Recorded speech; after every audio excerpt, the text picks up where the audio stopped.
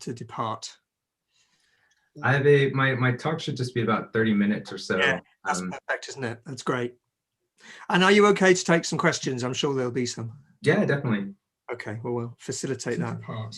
Oh, hang on a second. I have Say again? Oh, no. Every time I go to live stream, it starts playing what we've said about 30 seconds ago, and it's so confusing. However, I think we're okay now. I think we're streaming. I think we are. And cool. What I'm going to do is I'm going to go onto my phone and see if it's working.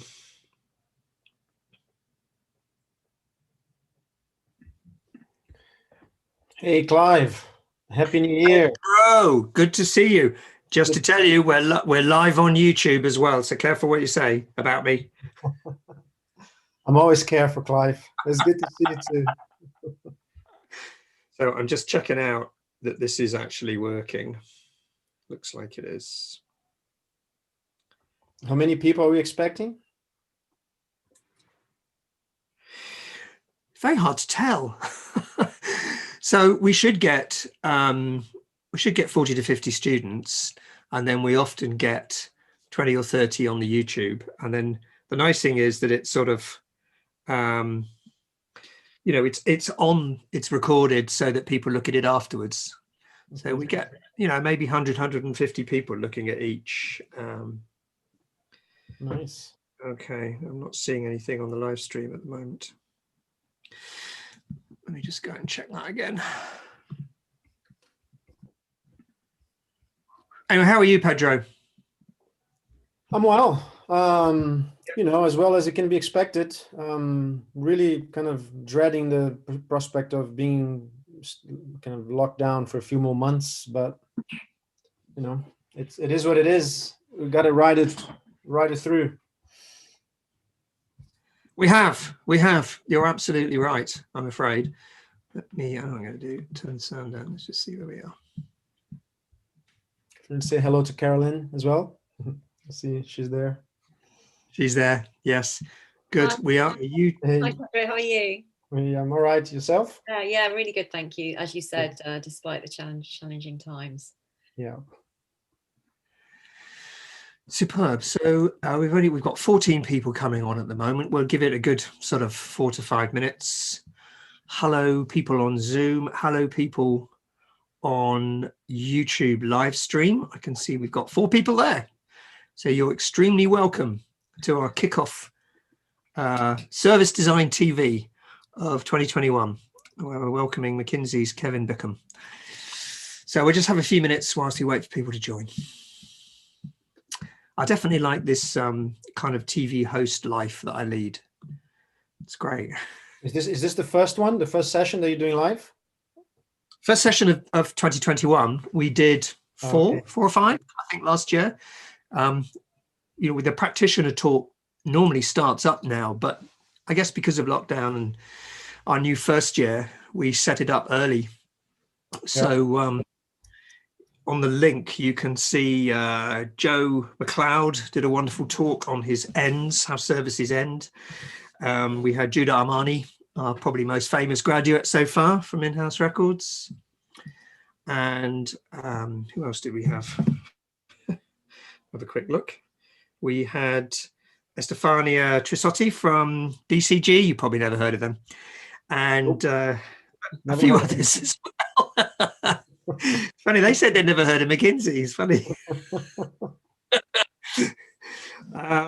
Yeah, so we've had some fascinating talks, and it really started off back in July when we did the show. You know, we had 2 weeks of a show and we called it the Festival of Better Ideas, and we had so many great talks and great speakers. We thought, let's YouTube live stream it, and we've had a lot of people watch the stuff, so it becomes an archive of all the great people who've come and talked to us. A couple of people don't want to, as in go public, and we can understand that. If you want to talk about your boss or something, fair enough, but luckily people have been very open to sharing it, and it's gone down really, really well. So thanks everybody who joins on YouTube, either in real time or later on. Okay, suddenly we bounced up to 36 students, so that's not too bad actually for this time of year on a grim day.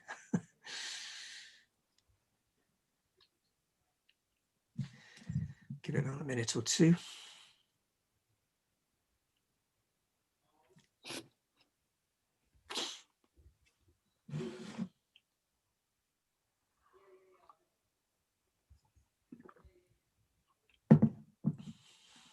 It's quite impressive. The students did these backdrops for us, these virtual backdrops, and we've been doing a few events recently with quite a lot of students on with other people, and it's quite impressive to have this wall of yellow or wall of blue, whichever color we choose. Slightly overbearing, apologies to other people. No, that's nice. Actually, I was thinking, maybe can I have some of those? Yeah, absolutely. Absolutely. You can have an RCA service design backdrop anytime you want. Yeah. There you are. You'll see some of the students coming in with them on. Yeah, yeah. Okay, good. The numbers are ramping up fast, Kevin. So I'll stop sharing and I'll do a very brief introduction just to say thank you, and then I'll hand over to you. Great. Hello, everybody. We've got 47 students online, and I know we've got a bunch of people watching on YouTube live stream. Very welcome to you all. It's the first SDTV of 2021. And as you know, anyone who's been following this series externally, this is a chance to see some of the amazing service designers and people related to service design who come and talk to our students. It used to be called the Practitioner Talk, but we thought we'd broadcast it and turn it into SDTV. It's been very successful.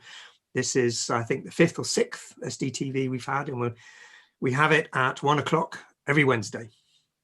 Except we won't have one next week because it's our WIP show, work in progress show. But this is the first one. So we're very, very glad to have Kevin Bickham join us from the service design team at McKinsey. We also got Pedro Tolipan here, who heads up that team. So Kevin's going to give us a half hour or so talk, and then we'll have a chance to have some questions, and you can ask Kevin or Pedro anything you like in the next hour. So Kevin, you're very, very welcome. I don't know if you have any slides to share, but if you want to take over, welcome to SDTV. Enjoy your talk. Oh, yeah, thank you.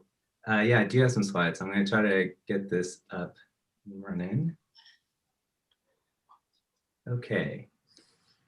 Perfect. We can see that. Thanks. Okay, great. Cool. So hi, everyone. This talk is about unbiased design and why it matters.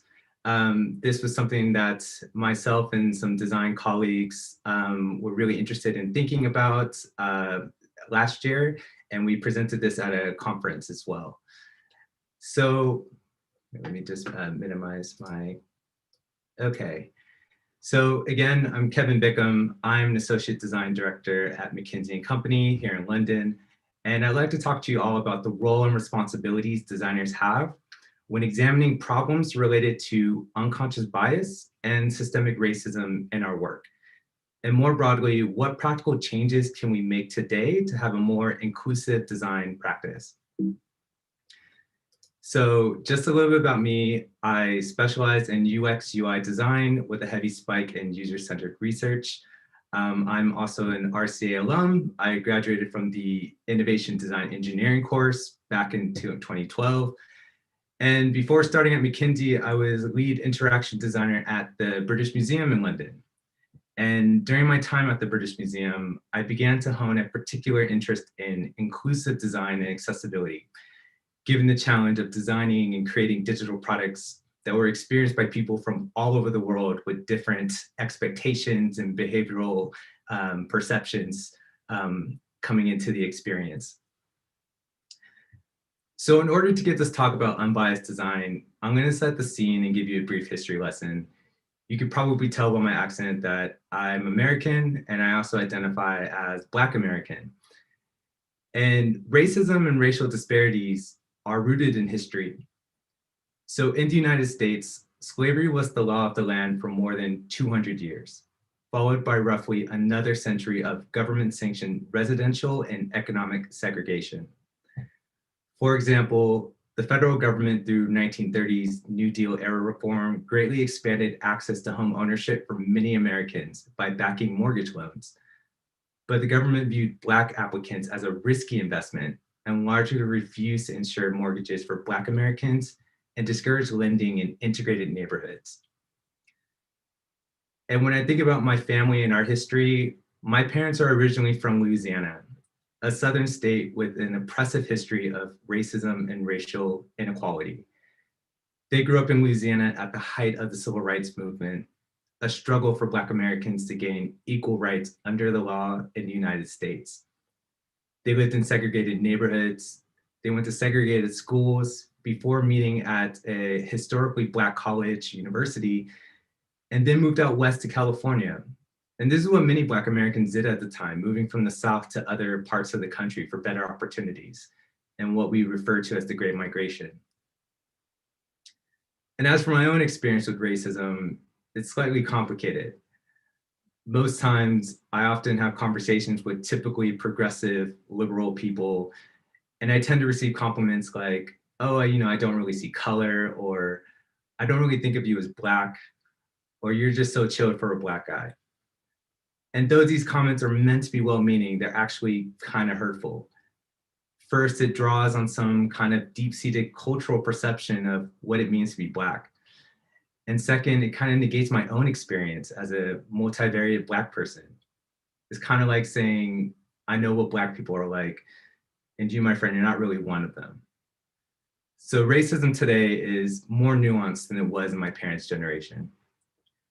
Racism today is embodied in microaggressions, unconscious bias, and deeply rooted systems and institutions that run our societies today. And we tend to refer to this as systemic racism. So the global health pandemic caused by COVID-19 continues to ravage communities across the globe. But well-documented research now shows that communities of color and vulnerable populations have disproportionately been affected. Combined with continued global protests sparked by the killings of unarmed Black people, today we're experiencing a new consciousness on systemic racism inherent in our societies. We are in a moment where there's unprecedented recognition of the racial bias within our societies today, but also unprecedented support and momentum to address it. So when all of this was happening last spring and summer, colleagues reached out to me. They offered support and solidarity for what many Black people were experiencing in this moment. And a few fellow design colleagues and I, we held a safe space meeting. We opened up the conversation about how we were feeling in this moment. And in that session, we discussed how we felt like even more could have been done by the design community in response to this. There was a lot of rhetoric like, we stand with Black Lives Matter and we reject racism, but we didn't really hear enough action taking place. As we know, design has a profound influence on how we experience services, products, and systems. It isn't just our role and responsibility as designers to advocate for people and their needs, but to get entire organizations to also be advocates. We have incredible influence in driving change and behavior because at the heart of our practice is the ability to solve problems and create unique experiences.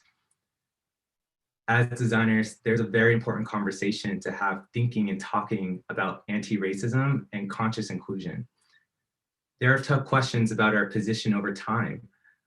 Are communities of color reflected in the design process in an unbiased way? Is there an issue with diversity within the design industry itself? So my challenge for you all today is to listen and think, how might we use our skills and our platforms meaningfully to discuss and solve for anti-racism and inclusion today? So I mentioned before, my team and I, we were invited to give a keynote presentation at Design Matters in Copenhagen last fall. And when we thought about what we wanted to discuss, we thought, how might we bring this conversation to an audience? So we decided to design a playbook and we asked ourselves these key questions. What's the right problem to solve when it comes to racial inequities? Who's the right person to solve it? What practically needs to change in the design practice? And how do we measure and sustain the impact? So racial equity is defined as just and fair inclusion into a society in which all people can participate, prosper, and reach their full potential. Said another way, a racially equitable society is one in which racial disparities in health, education, wealth, and other areas just do not exist. Racial equity can be kind of grouped into 7 pillars. They include education, criminal justice reform, wealth creation, neighborhoods and housing, health and wellness, culture, awareness and respect, and parliamentary access and legal rights. Any one of these equity pillars is a good starting point to research and dig deeper to understand people's experiences and how it might be impacted by race. At McKinsey, we rely heavily on data to build the empirical case that racial inequities in our societies exist today. So for example, Black and minority ethnic groups are at a higher risk of dying from COVID-19 than the rest of the population. Data from the UK's Office of National Statistics published in May showed that after adjusting for age, men and women of Black ethnicity were at highest risk.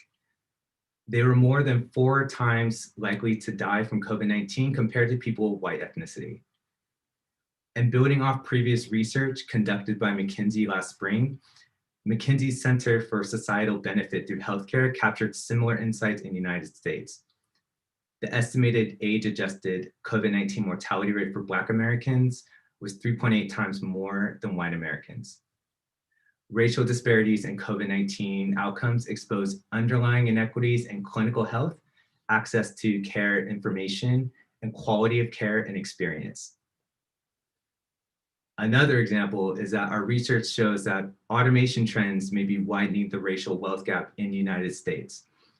So African Americans could experience the disruptive force of automation from a distinctly disadvantaged position, partially because they're overrepresented in the support roles that are most likely to be affected by automation, such as truck drivers, food service workers, office clerks.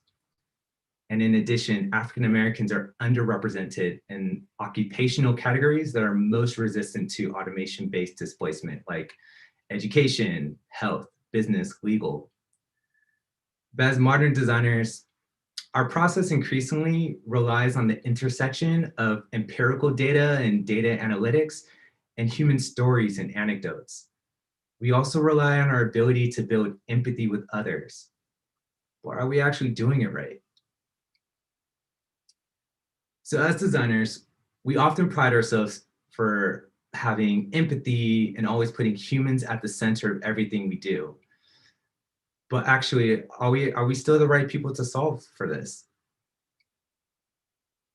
Can we confidently say we understand another human being so thoroughly through our sessions of interviews or workshops or other research activities? Can we assess what people tell us is actually a true representation of their authentic selves? Maybe, but not always, not always. Human-centered design is about focus. It's about observing the big picture and then focusing on manageable sets of insights and variables and solving for those.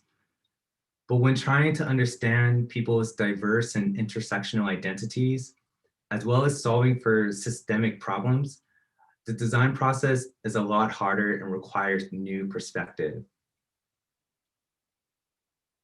So whether we want to or not, we examine the world through some level of bias. We are constantly building heuristics or mental shortcuts that allow us to make judgments quickly and efficiently. But this also means that we can make decisions or develop perceptions of others based on societal stereotypes. One of the first things we can do to combat this is to become more conscious of our own position in society through acknowledging our privileges. Privilege has deep roots in how society responds to different aspects of our identity. Privilege has the benefit of insulating us from discrimination.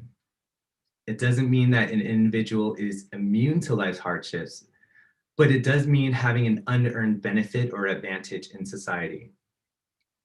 Acknowledging our relative privileges takes time and hard work, so don't expect to do this overnight. Personally, I'm privileged in some of the following ways.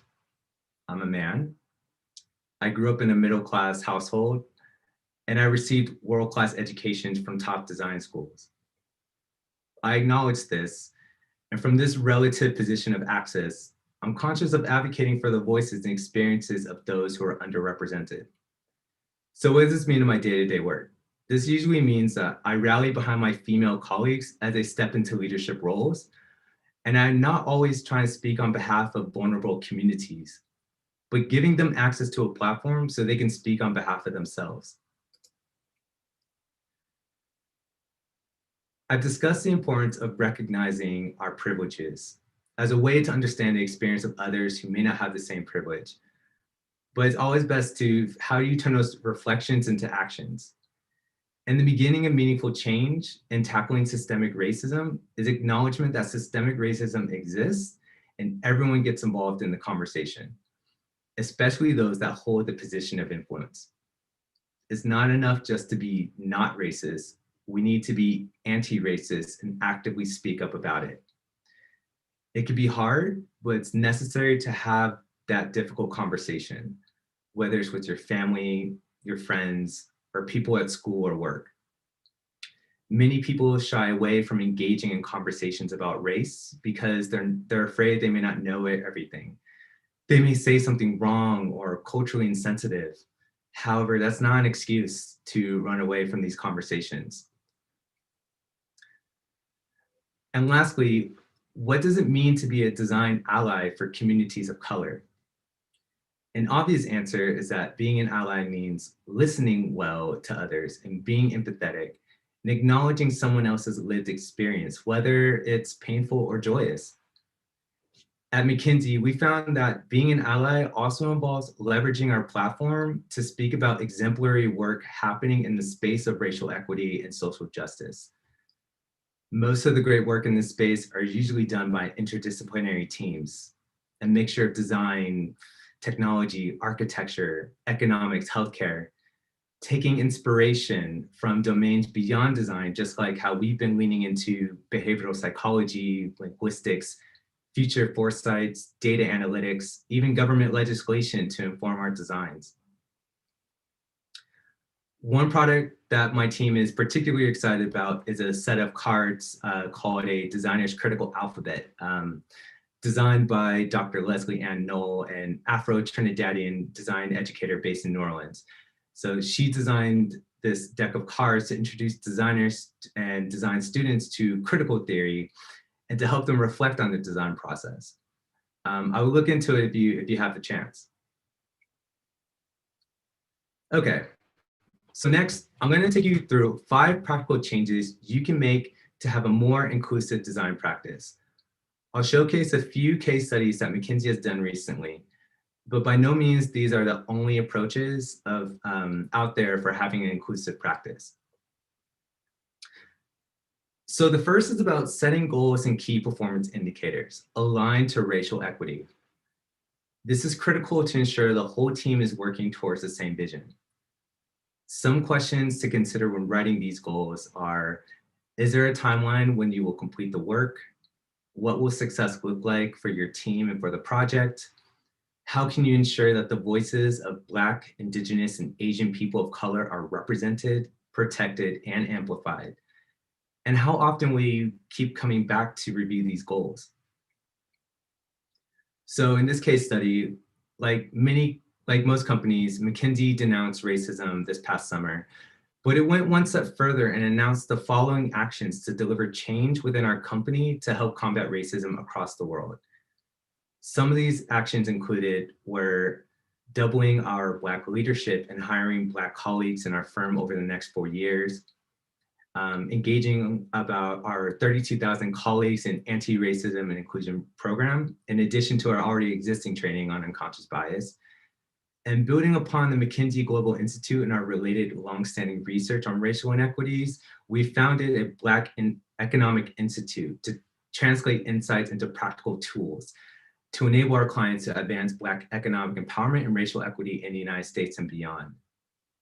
But note here that almost every action has a number, a timeline, or some tangible deliverable attached to it to denote whether or not we have hit that target for that action. With these, we're making a commitment that we can be held accountable. So the next one is continuously track and review rigorously. It goes without saying, but it's always worth checking in on the methods of how you're capturing data, as it can massively support building insights around systemic racism and the need for racial inclusion. Continuously scrutinize your method of collecting data, who is doing it, how are you doing it, what questions are being asked, and are these questions even still valid? So the next case study is our McKinsey initiative, Diversity Wins Report. So this is the third in the series on the business case for diversity. It's a no-brainer now, but diverse companies and diverse executive teams boost financial performance. And the correlation has only grown stronger since we released the first report in 2015. But beyond diversity, which focuses on the makeup of your workforce, we're now advocating for inclusion, which is a measure of culture that enables diversity to thrive. So think of diversity as the what and inclusion as the how. The common thread for companies that are diversity leaders is a systematic approach and bold steps to strengthen inclusion. So we don't need to convince any of you of the validity of this research. What we want to highlight is how the report measures and communicates impact in a way that stakeholders will listen to. And for a lot of businesses, financial profitability is the name of the game. And so therefore we need to measure success of diversity initiatives in terms of money, as well as that it's just the right and moral thing to do. The next change that you can make in your practice is to embrace the notion of community-centric design. So for topics like racial bias or social injustice, expanding the perspective of human-centric design to include communities as a major stakeholder in the process makes a huge difference in how we approach a problem and what we think of as normal behavior. We tend to think about behaviors as individuals, especially in North America and Western Europe. This idea of hyper-individualism is present. But there are also behaviors that are specific to communities. And as designers, we need to understand better how to synthesize insights collected from a user community. Do you over-index for marginalized people above the share of the population? Do you consciously decline cater to user needs if they will actually increase inequity? So I don't have the answers for these, but it's definitely worth pondering for us as designers. So with this next case study, we were evaluating how people access government services in the United States. These are things from local public transportation to state professional licensing to even filing like federal taxes. And we had survey data from individuals across a number of journeys, charting their satisfaction at different touch points and other metrics. Initially, we considered the data in aggregate, but prompted by an internal hackathon on tackling racism this past summer, we tried cutting the data differently. To compare Black individuals' experiences against citizens across the board. And here we saw clearly a dramatic racial gap in how the experience for Black people lags behind that of white people. We saw far lower satisfaction across specific touch points, as well as in the overall journey. We also saw differences in which government services were considered most important by Black people versus white people, which may provide guidance as to where to focus improvement efforts. And we found very specific, potentially racially driven differences in how these services engage with Black people, underlying the satisfaction numbers. So note how Black people found government employees significantly less courteous and less informative. And this is especially troubling when useful information is ranked as the most important criteria for this journey for Black people. This research is likely highlighting things many of us knew or could have guessed anecdotally, but the two important takeaways we want to emphasize is the problem in facing racial inequities could potentially be right in front of you. If it weren't for the approach of re-examining the journey experience data to uncover gaps in experiences of people of color versus the broader population, we wouldn't have been able to start the path towards solutions. It's important to consider how we're looking at the data insights through an inclusive design thinking mindset. Next, one change that you can think about in your design practice is, how do you begin to advocate for actively building inclusion into your day-to-day work style? So in this case study, when embarking on a behavioral transformation towards more inclusion, many organizations find they have a number of positively motivated colleagues who believe in the change ahead of them and want to do the right thing. But they face two problems, however. First, many individuals do not know exactly which behaviors will make a difference day to day. The second is, others know, but tend to forget in moments that matter and revert to old behavioral patterns. So McKinsey decided to design a program called Inclusion Nudges that would help to prompt individual behavioral change on a large scale. Each nudge is designed to be brief, pithy, and insightful, pairing serious research around the behavior and why it matters with a more lighthearted meme, cartoon, or chart that brings the microhabit to light. So an example of a nudge showcased here is to listen intently. And some of the tips include: avoid the temptation to multitask or parallel process, do not interrupt or talk over people, and notice who is being silent during group discussions and actively bring them into the dialogue. The result, as of August 2020, we nearly saw about 10,000 colleagues of the firm opted in to receive nudges, and representation was strong across all roles, tenures, and regions globally. And our subscribers included 60% of all partners and equivalent, and 40% of managers and team leaders who set the tone for day-to-day interactions on teams. Lastly, the last change I think you can make in your design practice I want to talk about today is how we begin to advocate for using inclusive design principles and systems like ethical AI and accessibility in your work.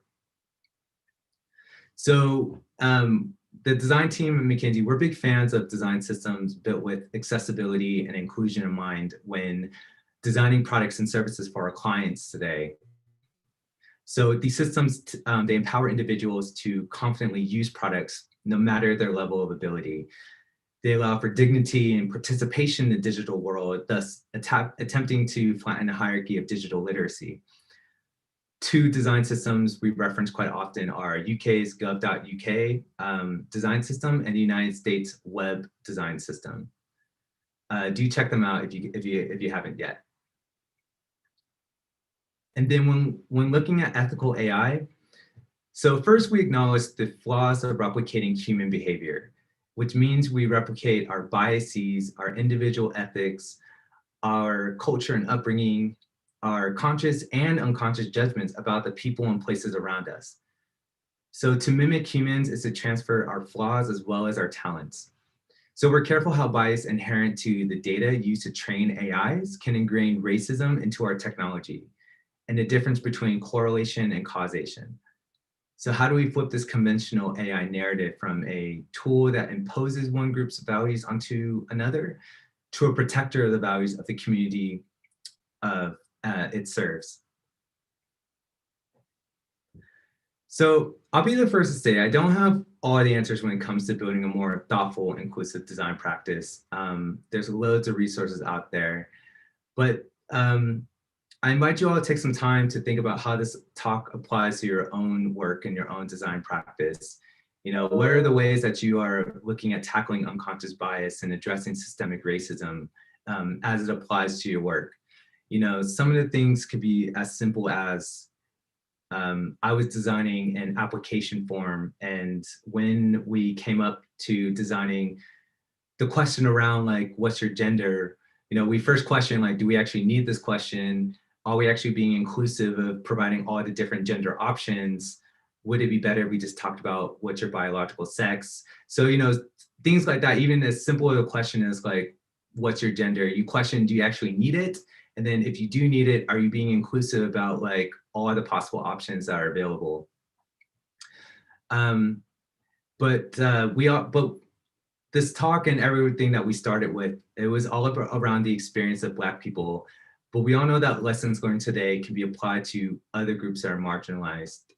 For example, because of race or gender, sexuality, or disability. So if you found this talk or any of this material interesting, please reach out, connect with us. There's a small group of designers that are kind of really interested in this work and kind of continually creating research methods. And we just love to hear from you guys and just, for any feedback, or if you guys are interested to kind of, keep the conversation going. So with that, I'll thank you and I'll hand it back over and for a few questions. Kevin, thank you. Thank you so much. I think you touch a topic that is much discussed at the moment in service design in the RCA. And I'm hoping we're going to have some good questions. I'm going to stop the YouTube live stream now. Thanks for those people who've been listening. But as we're moving to a Q&A and there's a lot more people involved, you'll excuse us for doing that. But I'm looking forward to lots of questions. So thank you for watching, and come back next week for another SDTV. Sorry, 2 weeks. Next week